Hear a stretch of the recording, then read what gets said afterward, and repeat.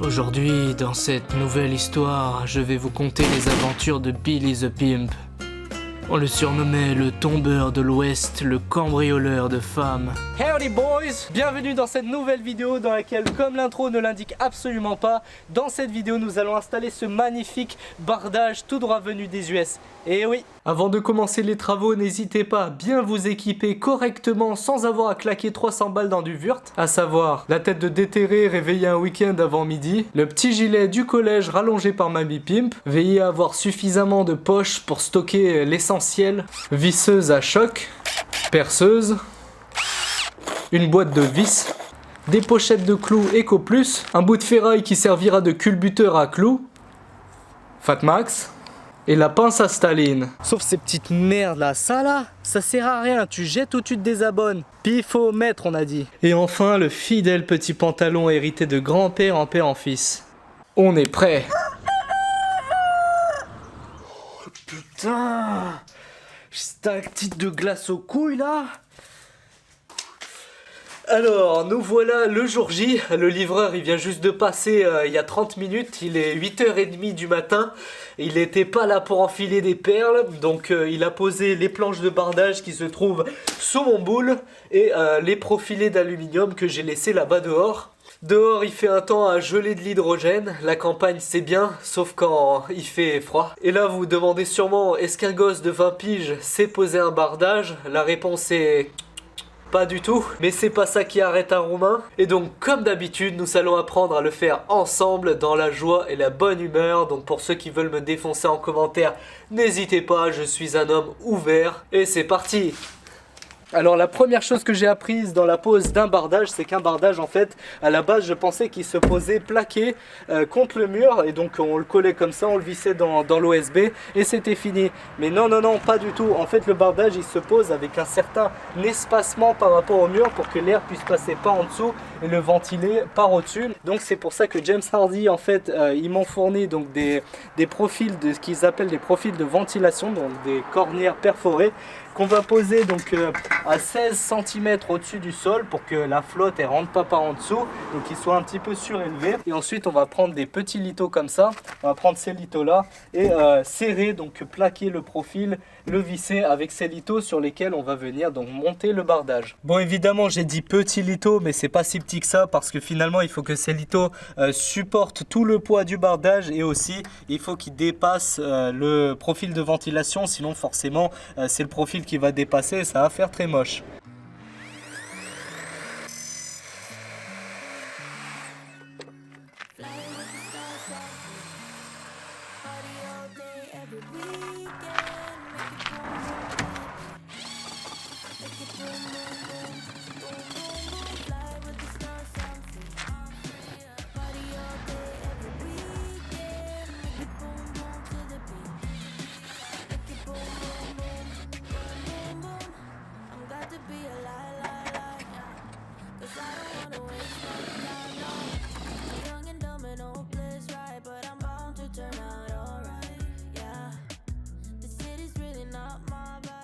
Donc là on va installer les coins, le contour des portes et les profils de départ, donc les profils à partir duquel on va poser la première planche donc, de bardage et la structure va monter au fur et à mesure. Manger métal.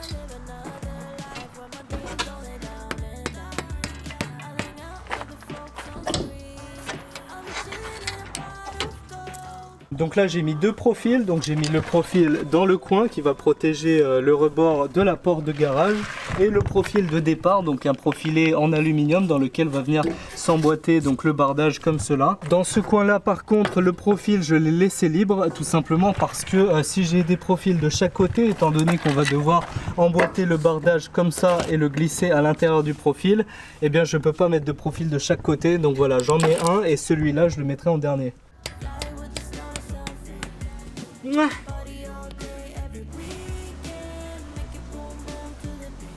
Profil de départ tout le long du mur et donc dans les coins profil d'angle on peut rentrer une planche d'un côté et de l'autre à 90 degrés. Concernant les planches de bardage, c'est les Hardy Plank VL, donc c'est une nouveauté de chez James Hardy parce qu'avant les planches elles se mettaient l'une par-dessus l'autre, elles se recouvraient donc elles ne s'emboîtaient pas comme celle-là. Donc ça c'est un peu une nouveauté, c'est sorti il y a genre 6 mois et il existe 6 coloris, donc pour les autres versions de planches de chez eux il existe plus de coloris. Forcément c'est un peu plus ancien mais pour l'instant il y en a 6. Moi j'ai choisi la couleur beige parce que c'est la même couleur que le crépi. Et vous l'avez peut-être remarqué sur les vidéos, ce n'est pas des planches en bois, c'est des planches en fibrociment. Et là vous allez me dire, mais dis donc Jamy, c'est quoi le fibrociment? C'est un matériau composite à base de ciment et de fibres, donc de fibres cellulose, ciment compressé, travaillé avec un certain liant. Ça donne aux planches des particularités assez intéressantes. Ça ressemble au bois, mais il y a toutes les contraintes du bois en moins, c'est-à-dire que ça se rétracte pas, ça se dilate pas, ça ne se fend pas,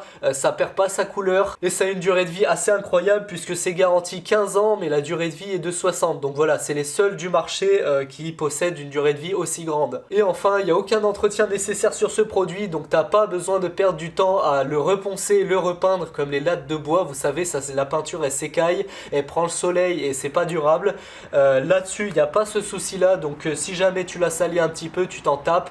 Il n'y a aucune forme de respect à avoir. Tu le laves comme ça à l'arrache et c'est propre.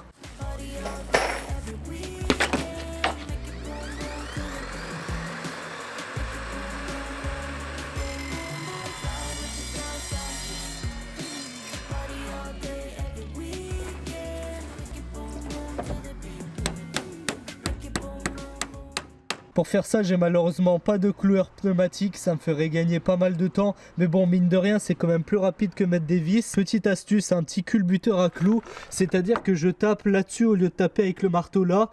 Parce que si jamais le marteau rate, j'éclate la planche. Donc ça, c'est un peu con. Comme ça, au pire, si le marteau rate, ça part dans votre main et pas sur la planche. Yeah, boy!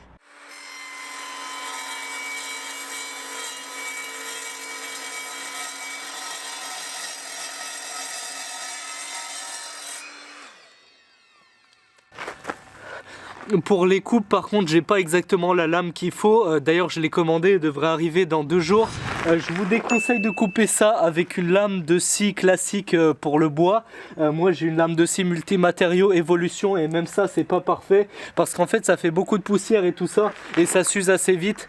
Mais faites gaffe pour les coupes, mettez bien un masque de Corona parce que même si en soi c'est des matériaux naturels, de la cellulose machin, c'est quoi, c'est des fibres, c'est du ciment, c'est que des trucs naturels, c'est pas extrêmement cancérigène en soi, mais le fait que ce soit des microparticules, des nano-shrap, et bah ça devient de la merde. Donc voilà, faites ça bien en extérieur avec un petit masque à Corona. Mouah.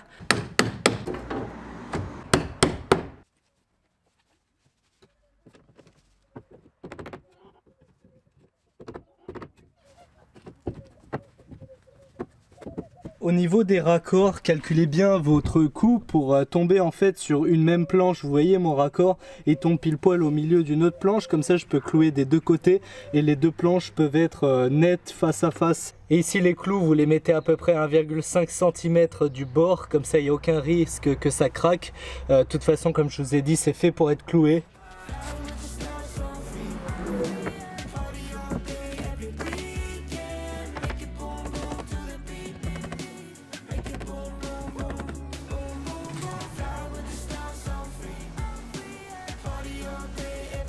Mais comment ça? Le pifomètre aurait-il foiré? Je ne sais pas. TMS en vue.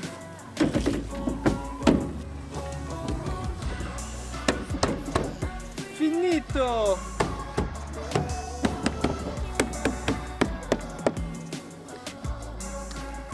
Ah, j'aime pas les mastiques.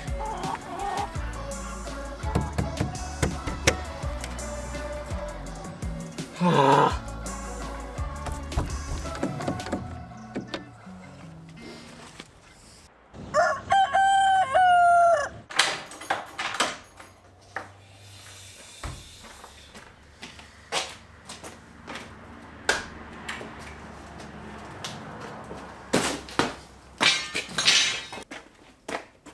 Putain, je suis pas un roumain polaire, moi, je suis un roumain tropical.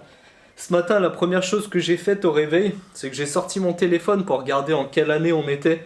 Pendant un instant, j'ai cru que je me réveillais cryogélisé en 2040. Un peu comme Demolition Man, mais sans les muscles. Alors pour vous expliquer un petit peu ce qui s'est passé hier et ce qui va se passer aujourd'hui du côté du mur chiant. Donc le mur chiant, c'est le mur avec des fenêtres, avec des angles barbares en haut, parce qu'il faut faire quelque chose de propre, faire des contours de fenêtres clean et tout ça.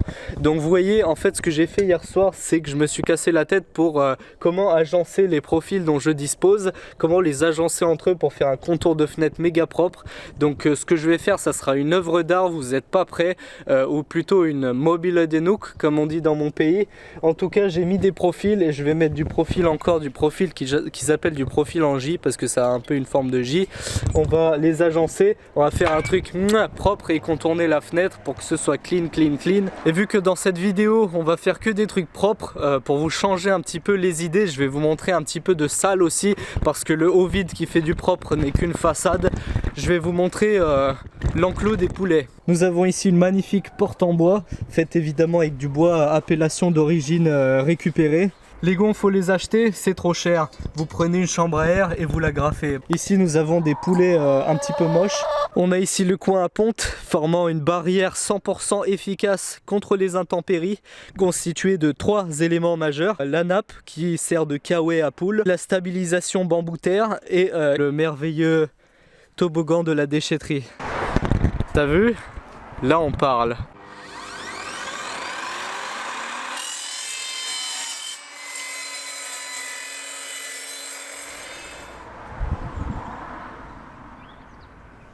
Wow! Mobile denuk! Parmigiano! Fly with the stars on free. Party all day, every weekend. Make it boom boom to the beat. Make it boom boom boom boom. Et ça là, comment je le fais moi? Party all day, every weekend. Make it boom boom to the beat. Make it boom boom boom boom boom boom. I'm glad to be alive. Ça c'est beau! Et là dans les angles, time to shine. Une fois de plus, le pifomètre va parler.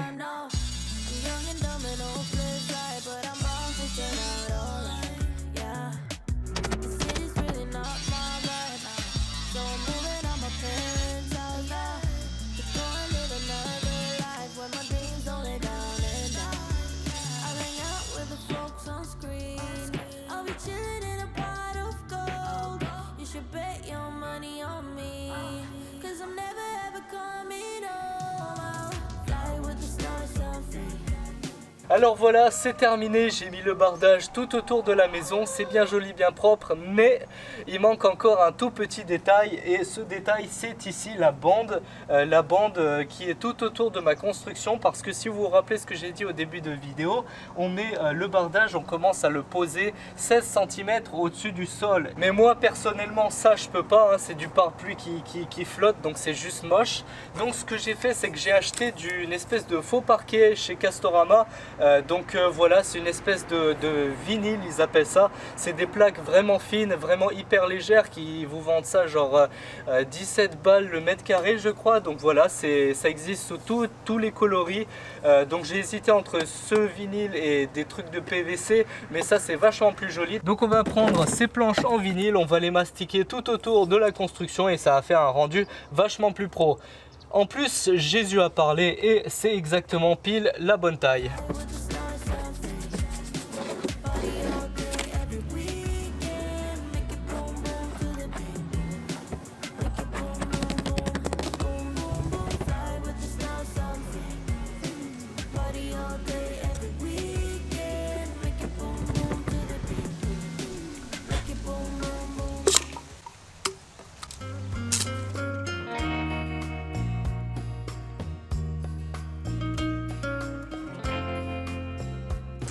Et bien voilà, chantier 100% terminé, l'atelier est officiellement terminé, maintenant il n'y a plus d'excuses, la prochaine vidéo c'est le pimp kart. Alors comme d'habitude, généralement dans mes outros, je vous partage un petit peu ce qui a foiré, mes difficultés, etc. Alors franchement, dans cette vidéo, il n'y a pas grand chose à redire, c'était vraiment assez fluide, tout s'est bien emboîté, c'est le cas de le dire.